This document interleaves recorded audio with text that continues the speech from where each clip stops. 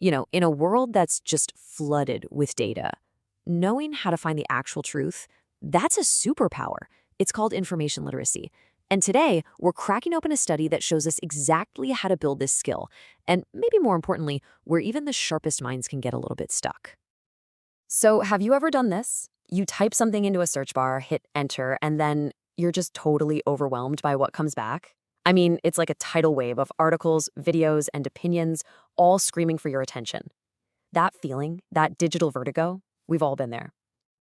Well, it turns out you are definitely not alone. This information overload is a massive challenge, and researchers are on it, trying to figure out a lifeline to help all of us stay afloat.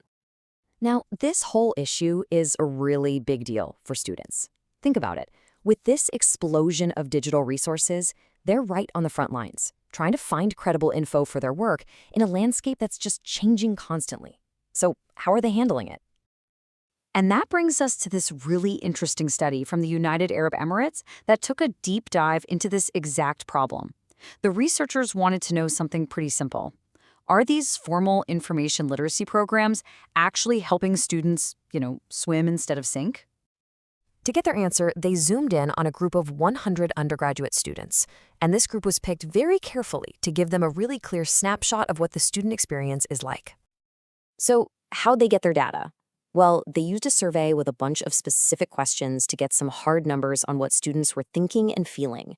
And to make sure the group was a fair mix, a good representation of the whole student body, they used a method called stratified random sampling.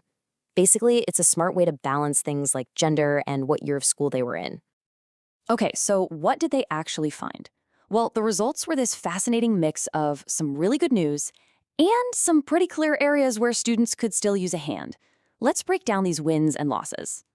On one hand, these programs were a huge win for teaching the basics. Students got way better at understanding academic integrity, how to use databases, and how to tell if a source is legit. But, on the other hand, they kind of struggled with the details, things like getting their citations just right or using more advanced search techniques. And this really shows you something important. It's one thing to find information, but it's a whole other skill to use it precisely and efficiently. This quote from the study really nails one of the key struggles. See, it's not just about typing a few words into Google. Using things like Boolean operators, or putting phrases in quotes, or filtering by date, those are the advanced search tricks that can save you hours of work. And that's where students weren't so confident. And get this, even just finding physical books in the library turned out to be a surprising challenge for some. But the researchers didn't stop there. They started slicing up the data to see if different groups of students had different experiences. And what they found, well, it revealed some really fascinating differences between students. And wow, a huge difference popped up based on language. Students who were learning English as a foreign language had a tougher time improving their research skills. This probably means that when you're already working hard just to understand complex ideas in a second language, it's that much harder to also master all the little details of digital research at the same time. So, what about gender? This part is really interesting. In almost every single area they measured, there were no major differences between male and female students. The one and only exception, it was in their ability to actually track down and find the materials they needed for assignments. It suggests that male and female students might just go about that one specific task a little differently. Okay, so we've seen the problem, we've looked at the data. What's the fix? The great thing about this study is that it doesn't just point out what's wrong, it gives a really clear, actionable roadmap for making these programs even better. The researchers basically boiled it down to 3 key things. First up, instead of generic one-size-fits-all training, let's create targeted workshops that focus on those specific weak spots, like advanced searching. Second, don't just teach this stuff once and then forget about it. It needs to be woven into the curriculum all throughout a student's time in school. And third, let's embrace the tech.